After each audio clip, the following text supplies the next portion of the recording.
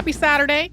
This is the time of year when the North Pole is on a lot of folks' minds. And to be very clear, this Saturday Classic is not a Christmas episode at all, but it is about an attempt to get to the North Pole. It is, in fact, the polar expedition of S.A. Andrée, which was made by balloon in 1879. And this episode came out on April 15, 2015. So enjoy.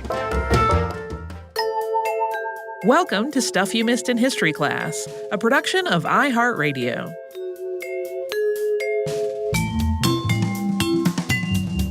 Hello and welcome to the podcast. I'm Holly Fry. And I'm Tracy V. Wilson.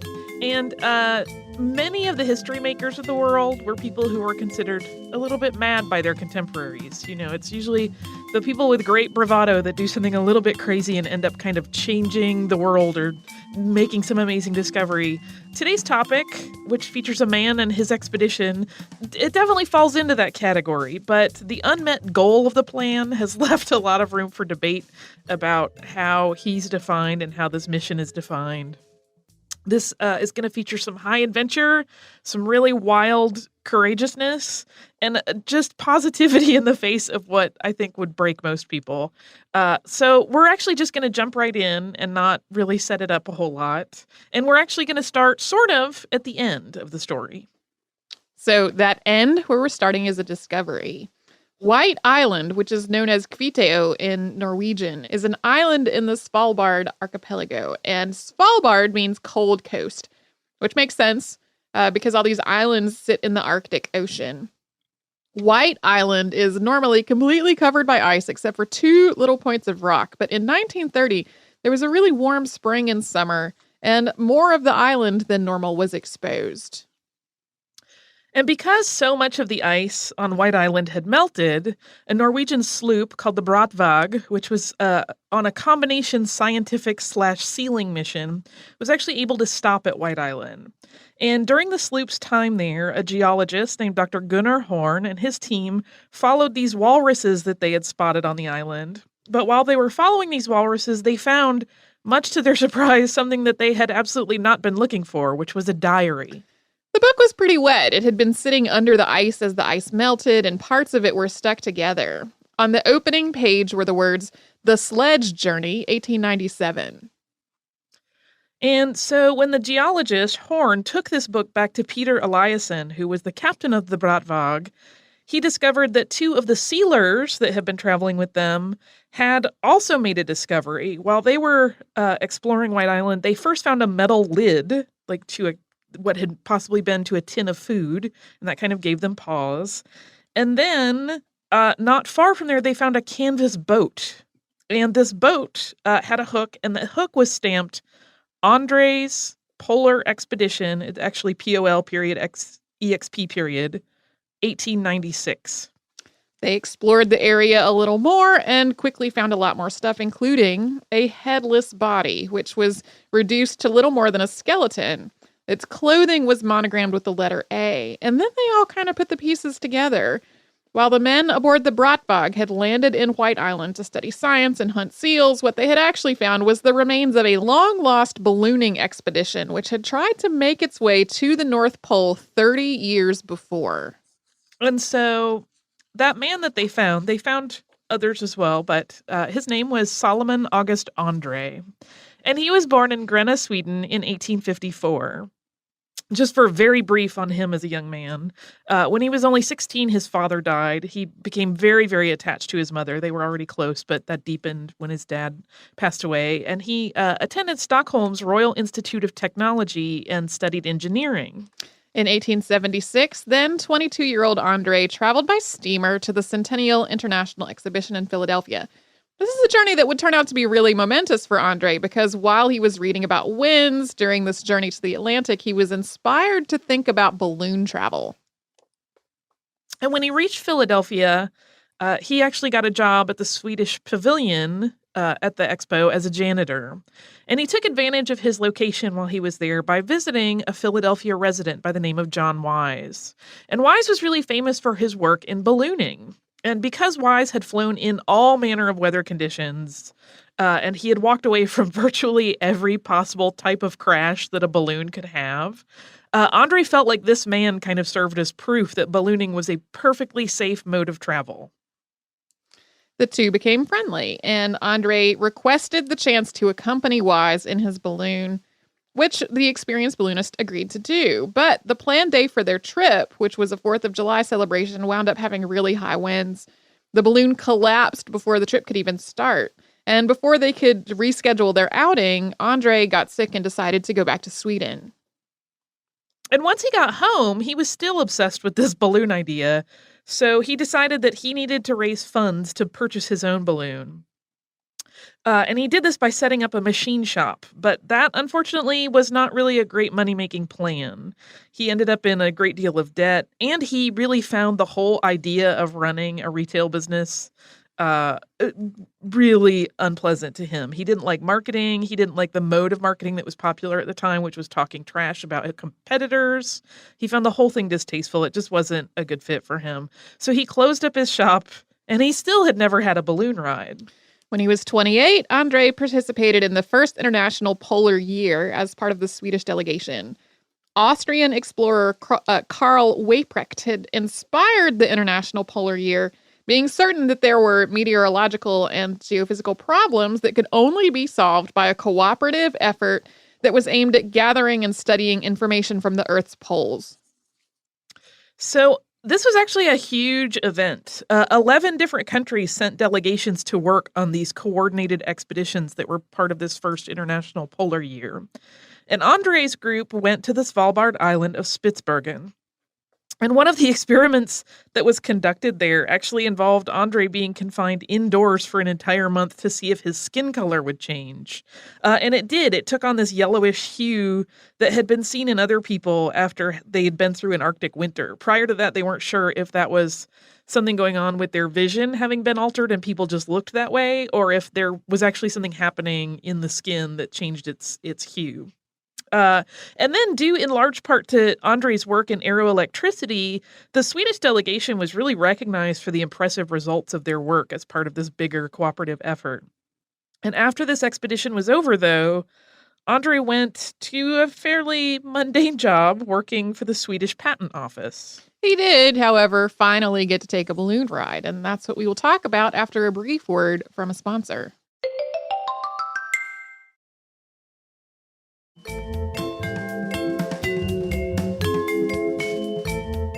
So, despite the fact that Andrée had been fascinated with balloons since he was only 22, he had not actually gotten to ride in one. And that didn't even happen until he was 38. So, for 16 years, he had kind of been pining for this experience. And his eventual escort in this was the man who's called Norway's first balloon skipper. And his name was Captain Francesco Chetti, which I know is an Italian name. He was of Italian family, but he was Norwegian. I'm not sure how the Norwegian language shift would have changed the pronunciation of his name, so we're going with the Italian version. Chetti was an interesting figure in his own right. He was also a mind reader and a starvation artist, where he would go without food for long times as these big sort of public stunts. Chetti was kind of annoyed by André's behavior during this first outing. He called it, quote, disagreeably calm. According to André's own account, he was trying to be completely aware of his mental and physiological responses to the situation, noting that while he didn't consciously feel any fear, his body acted in ways that suggested he did unconsciously feel some fear going on. He found himself, for example, tightly gripping the ropes on the balloon. He took only one more flight with Chetti before deciding that he ought to get a balloon for himself. And he was actually able to finance the purchase through a Swedish science fund. This was basically a fund set up for people to use money if they were going to work on science projects or things that would better the Swedish people as a whole. And so once he had his balloon, he took 9 solo trips in it. And each time he was really scientific about carefully detailing his observations. Remember, his education was engineering, so he was a really excellent note taker. And on one trip, he actually ascended to 14,250 feet. That's 4,343 meters. So for context, cabin pressure in modern airplanes is set to correspond to what humans would experience up to 7,000 feet or 2,100 meters, a little over that. So he was basically flying in this balloon without protection at twice the altitude that safety regulations say we should aim for in terms of keeping people comfortable and safe. And he described this during this journey, a lightheadedness and a terrible headache, and a faint singing noise on the left side of my skull. So for another comparison to a previous episode, we talked about Mount Everest, which is 29,000 feet. However, most people that summit Everest are using oxygen tanks to help them along. This is a case where there was none such. They're also acclimating on the way up. They're not just ascending in a balloon all that way. I'm surprised they didn't get the bends. Yeah, he was a resilient dude. So maybe he did, we just don't know. So anyway, on another of his trips on his balloon, which he named the Svea, he tested out the use of drag ropes and a sail to try to steer the vessel. And these would eventually become important as part of his eventual plan to explore the Arctic. And after his 9th trip, he sold his balloon to a museum. It was an outdoor museum where they would have space to put it. And his engineering background and his wind study and his experiences in ballooning had basically given him a really big idea. At this point, a lot of explorers were totally focused on the North Pole. Numerous countries had launched missions to go north, and of the 1,000 men who had tried to get to the pole, 751 had died. So most of them. It was really serious business, and being the first to get to the North Pole was going to be a significant point of pride for whatever country could claim it. And so on February 13th of 1895, when he was 40 years old, so this is only 2 years into his ballooning experience, Andrée addressed the Royal Swedish Academy of Sciences. And during that speech, he outlined his very ambitious plan to travel to the North Pole via balloon. And a few months after his talk at the Royal Swedish Academy, Andrée gave basically the same talk to the 6th International Geographical Congress in London in the hopes of getting funding in the form of a little less than $40,000 worth of money. I think I've seen it listed as around $38,000. Traveling by balloon and leaving from Danes Island in the Svalbard archipelago, he expected to go north for about 43 hours to reach the pole. The balloon that he traveled in would be outfitted with the drag ropes and sail that we talked about before to try to enable steering and control of the balloon. The next part of his plan involved crossing over the pole and then continuing over that point to travel for several additional days. And his intention was that he would eventually land in Asia or perhaps Alaska, depending on how the wind moved him. And once he landed, he planned to travel over land on foot until he found civilization so he could arrange for travel back to Sweden. It may surprise you to learn that André's outlook as he described this whole plan was positive and enthusiastic, even when talking about the possible obstacles he might encounter once he got the balloon on the ground and tried to find his way home.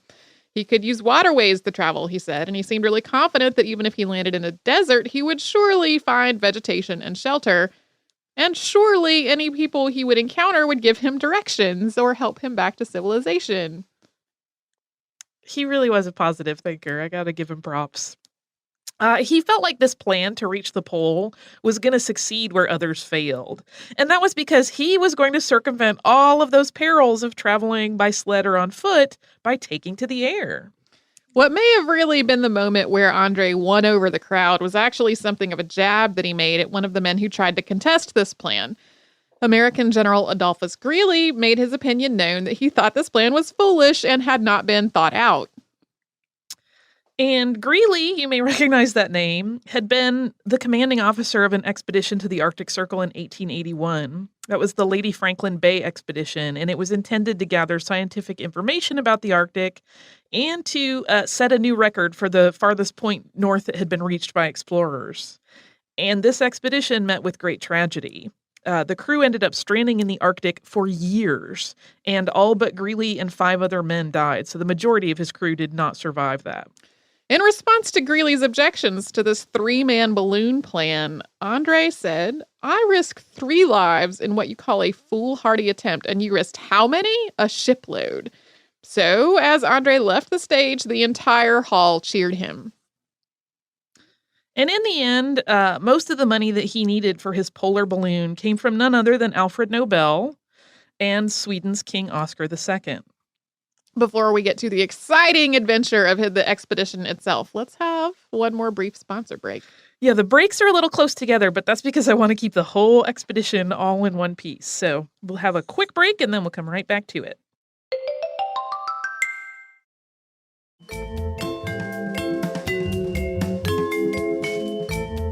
So once he had his funding secured, Andrée commissioned a Parisian-built balloon, which was made from layers and layers of varnished silk.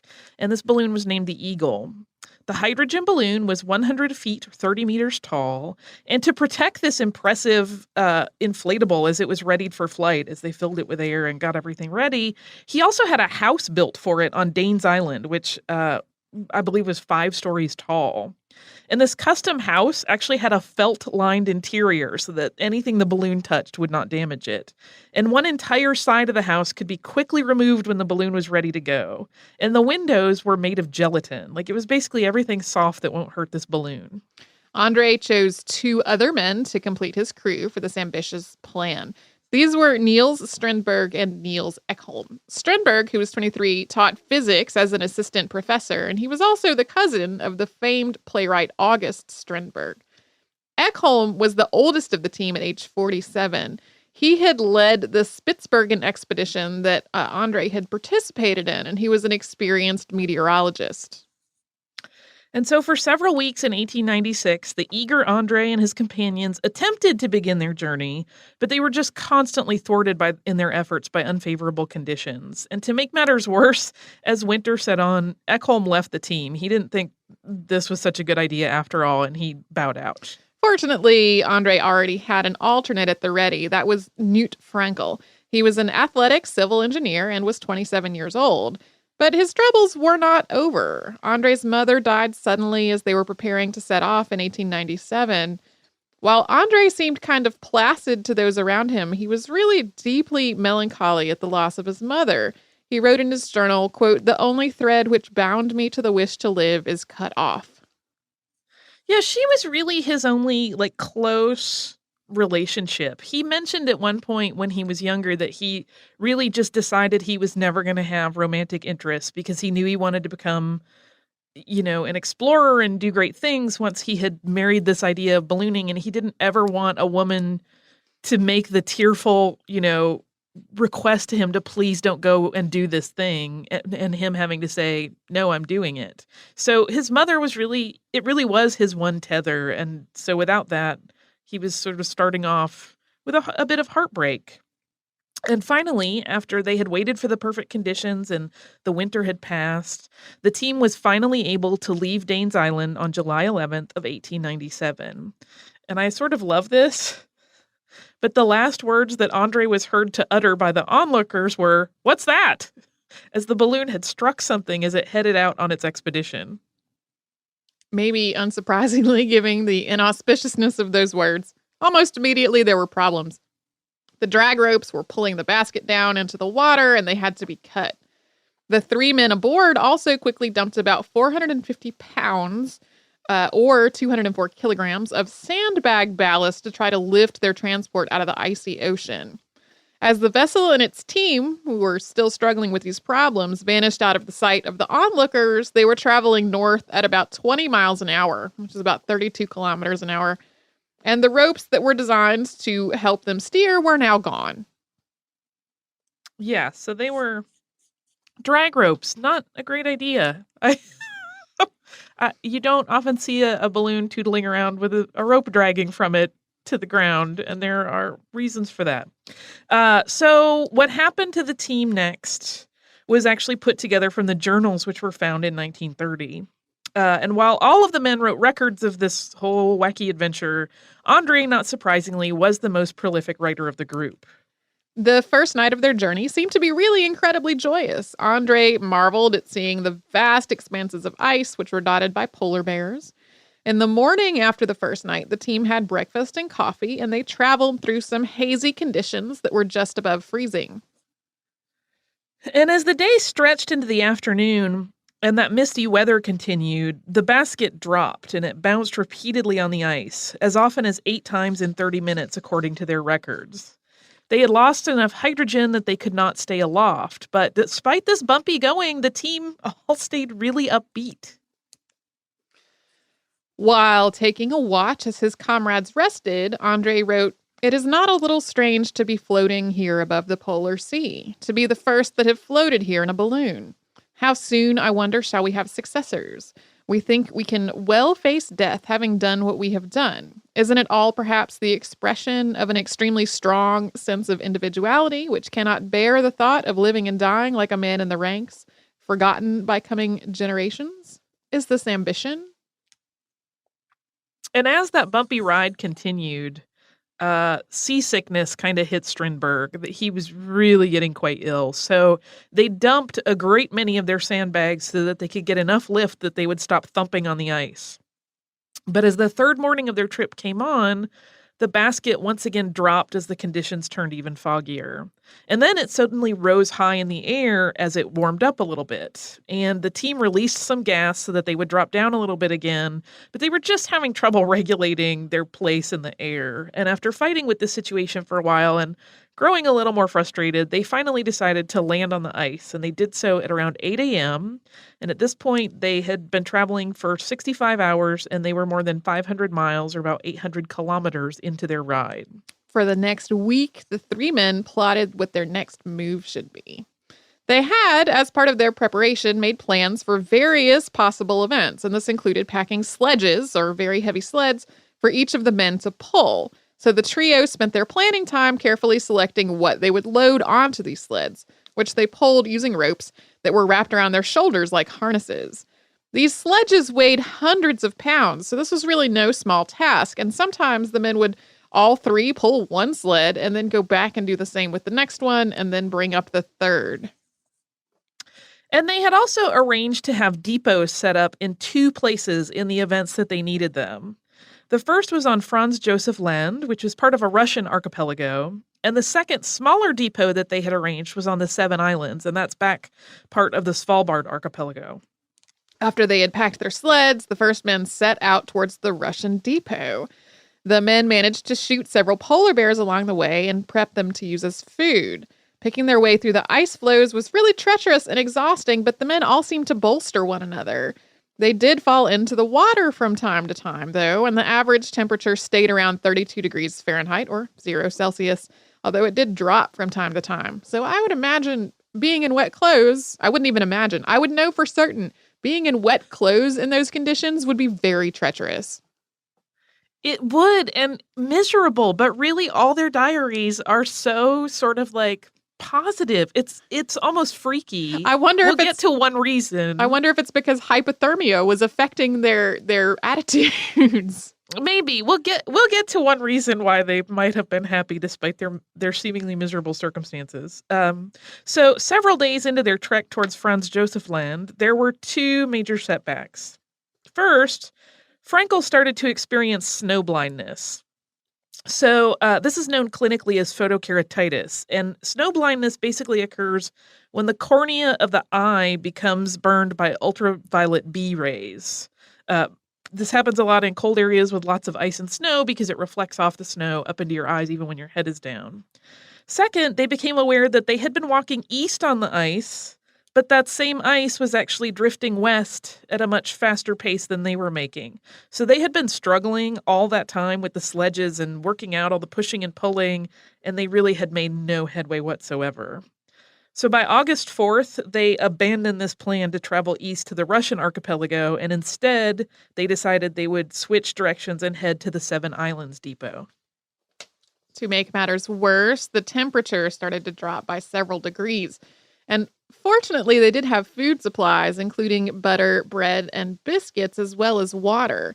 They supplemented this with polar bear meat when they could, and they even tried eating the bear meat raw, as well as making blood pancakes out of bear's blood mixed with oatmeal and fried.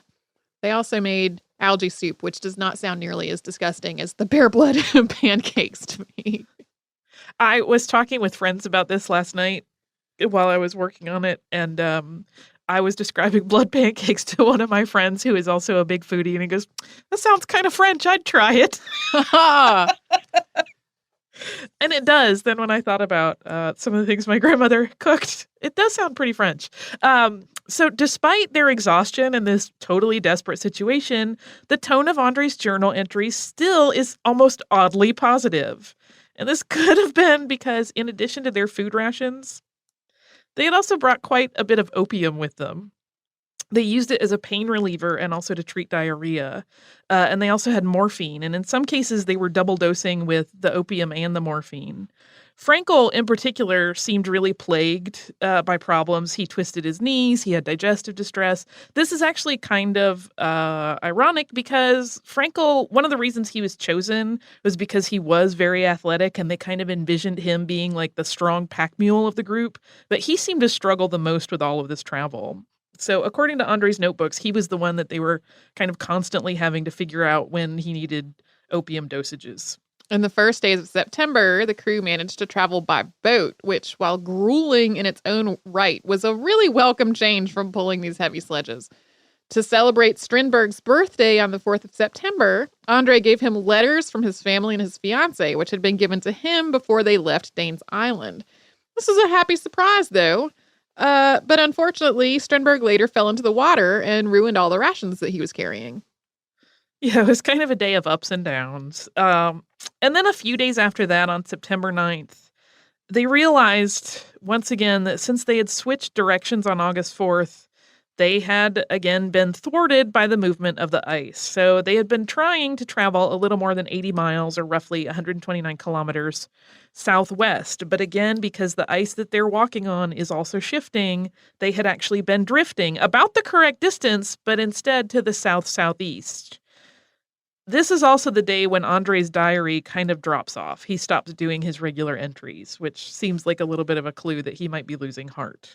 On September 17th, he wrote that an especially bad blister on Frankel's foot had rendered him unable to pull his sledge anymore. So he and Strindberg had been running back to get the third one and to play catch-up with the others periodically as they all traveled. There had also been some snow, which added extra weight to everything. They managed to kill and eat a seal, and then they realized that they were going to be trapped out there on the ice through the winter. Even with all this hardship, he wrote, quote, "Our humor is pretty good, although joking and smiling are not of ordinary occurrence." And on September 19th, there was actually a little bit of a ray of hope. Andrée managed to shoot 3 seals, and that meant that with those, once they were dressed for food, and their remaining food stores that they still had with them, they were going to be able to get through at least half of the winter. So they knew, like, they had rations for at least a little while. They could keep trying to gather more, and they might be in okay shape. Like, it looked like they might be able to do this. And they also started building a snow house on the ice that they were on to live in by forming snow into kind of like walls and structure and then pouring water over it to harden everything. Their ice hut was completed on September 28th, but just 4 days later, the ice floe that they built it on broke apart and water came rushing in. The 3 men had to hustle to get all their supplies together and to get it up off the breaking ice before everything drifted away. The end of the entry in André's diary, and he had 2 diaries, and this was the end of the first one, reads, quote, "No one had lost courage. With such comrades, one should be able to manage under, I may say, any circumstances." With that kind of positive attitude, even in the face of complete misery and seemingly loss of all hope, the men started construction on another snow house 2 days later. They had spotted White Island earlier in their journey, but they thought they'd be unable to land there because it looked like it was totally iced over. But October 4th, which was the same day they had started on their new house, they also saw a spot on White Island where they thought they might actually be able to move ashore. On October 5th, they did.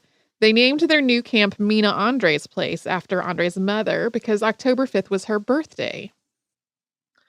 And so while it seems like things are looking up at this point in the story, André's last entry is just 3 days later on October 8th. He describes their happiness at being off the ice and actually on land and in a tent. And he kind of is sorting through what they're going to need to do, including collecting some driftwood and whale bones so that they can get some fires going and meet some other needs. So we don't know for certain when or how the 3 adventurers died. When the White Island camp was discovered in 1930, their supplies were still in the boat. There was a pile of driftwood that was gathered but unused nearby. There was an entry in Strindberg's notebook for October 17th, which read home 7:05 a.m. But based on the fact that it was written in ink, which would have frozen and been unusable in the climate that the men were in, they believe that this was an expectation he had of arriving home in Sweden on a train. Yeah, they think that entry was written long before any of their kind of polar adventures happened. As we said, the cause of death, we don't know, and it remains one of history's mysteries, and it will probably remain that way forever, because the remains that were found by the crew of the Norwegian sloop Bratvåg in 1930 were actually cremated before they were buried, so additional testing of those bodies can never be done. We're going to step through some of the most common theories and some of the common arguments against them. So the first is poisoning from their food tins.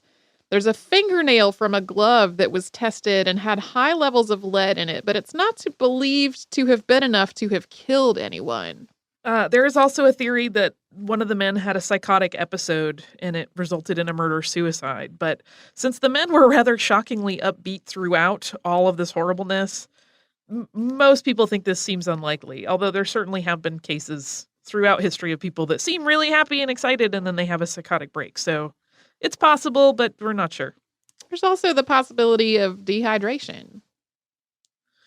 Yeah, there's not a lot of way you can detract that, since once they found these bodies, they were pretty much completely decomposed. So there wasn't any tissue to really test then. Right. Even if they were cremated, there's not much, we wouldn't know. Right. And a lot of the nearby water that would have been available to them would have been salt water that would not have helped them.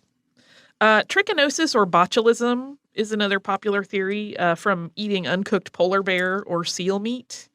None of the diaries really describe anything that could be pointed to as evidence of the symptoms associated with trichinosis. However, this was a new and exciting fact I learned while doing this research.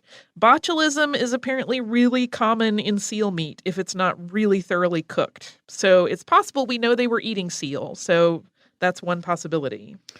People have suggested that it might have been scurvy, but 3 months really isn't long enough for scurvy to kill someone. No, it can make you pretty sick in that time, but probably not to the point of fatality. Another theory that has been put forth is a polar bear attack. This one isn't really terribly likely. For one thing, André's gun was next to his body when they found it, so it seemed like he was actually like watching for danger, and it would have been unlikely. But also, the bodies that they found, André's looked like it may have been disturbed, but most people believe that may have happened by a bear after he had already been deceased, because it just looked kind of shuffled about. It didn't look so much like an attack situation. There's also the idea that maybe since they had all this opium around, it was a deliberate opium overdose, but they had all seemed to be in such reasonably good spirits that seems maybe not as likely. Yeah, you would think that if they were coming to that conclusion, there would have been a diary entry about it. Another one that is sometimes brought up is the possibility of vitamin A poisoning from polar bear liver. However, we know that the men knew of this danger. They wrote about it. So it seems unlikely that they would have taken that risk. They could have asphyxiated because they were maybe using their cook stove inside the tent. Yeah, that's a possibility. Again, we don't know for sure. That one, it's kind of like maybe we don't have a lot of evidence one way or the other. Well, there's the reasonable people would probably think that's a bad idea, but that's the only counter argument I have. Yeah, well, and there are opiates involved. So there's the possibility that at some point they went, it would be great and it will keep the tent warm. Let's bring it in. The last theory that we're going to mention almost seems in some ways like the most obvious, which is that they died from cold and exhaustion. I mean, at this point, they had been dragging these multi-100-pound sledges around for a while. They had gotten wet in freezing water repeatedly. They were struggling with other issues. They were dosing with opium and morphine. Like, their bodies were taking a lot of abuse. Yeah. Well, I keep thinking about two different video games during this episode. And one is like, this feels like a frozen wasteland version of Oregon Trail. And the other is one of my favorite things to play recently, which is a game called The Long Dark, which is basically about surviving in this frozen wilderness. And one of the things that happens in the long dark is if you go to sleep and it turns out it's not warm enough to keep your body warm and survive, you die. And it just, the little thing comes up that just says you have faded into the long dark. And I think the most believable thing is that they thought they were warm enough to sleep through the night, but they were not. Yeah, which would make sense because, we don't, unlike something like the Dyatlov Pass incident where we see people like paradoxical undressing and trying to dig through the snow, this seems like everything was pretty undisturbed. And if I'm understanding my research correctly, it seems like they all died probably around the same time, which is one of the reasons that like the opium theory gains a lot of fans. It's like, well, they all died around the same time. Surely, at least we think that based on how the bodies were positioned. For all we know, they died and were propped up by, another of the men, and they certainly couldn't bury them in the ice. So we don't really know.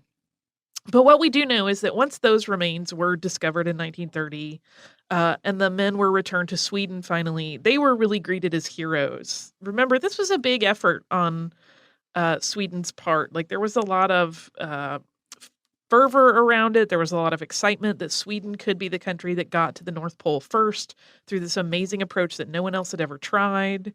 The king had backed them. So, and then they vanished. So there were a lot of question marks that were finally getting some answers. And when they finally arrived there in Sweden, 200 ships had joined the procession to bring them home, and King Gustav V met them at the pier. Among the items that were recovered from Camp Mina Andrée's place were several cans of film.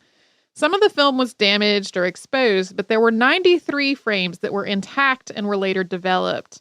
Strindberg was the photographer more often than not. He had dabbled in photography prior to the expedition.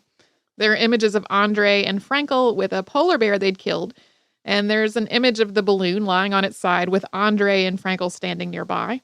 There's even a timed exposure shot of all three of the men who are pulling one of the heavy sledges. And you can actually see these photos at the Grena Museum in Sweden, and they also have them online. The museum has scanned them all and put them online, and we'll include that link in the show notes. Because of the 3 decades that this film spent out in the freezing cold, the images are not particularly perfect. They're flared and burned out. Some of them have ghostly images of the 3 men. The view of Andrée in public opinion has really shifted throughout the years. Sometimes people label him as a madman. Other times, people paint him as the hero of Sweden. And sometimes they portray him more as a fool who had dreams of fame and glory. But he and his companions were, it would seem, really courageous and tenacious, if nothing else.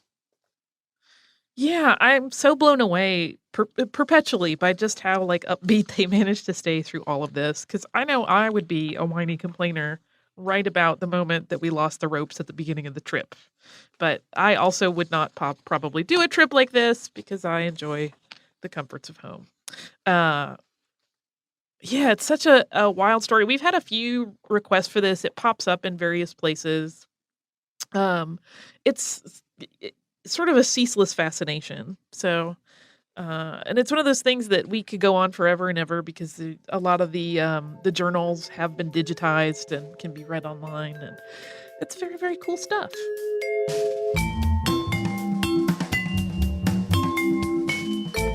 Thanks so much for joining us on this Saturday. Since this episode is out of the archive, if you heard an email address or a Facebook URL or something similar over the course of the show, that could be obsolete now. Our current email address is historypodcast@iHeartRadio.com. Our old How Stuff Works email address no longer works. You can find us all over social media at Missed in History. And you can subscribe to our show on Apple Podcasts, Google Podcasts, the iHeartRadio app, and wherever else you listen to podcasts. Stuff You Missed in History Class is a production of iHeartRadio. For more podcasts from iHeartRadio, visit the iHeartRadio app, Apple Podcasts, or wherever you listen to your favorite shows.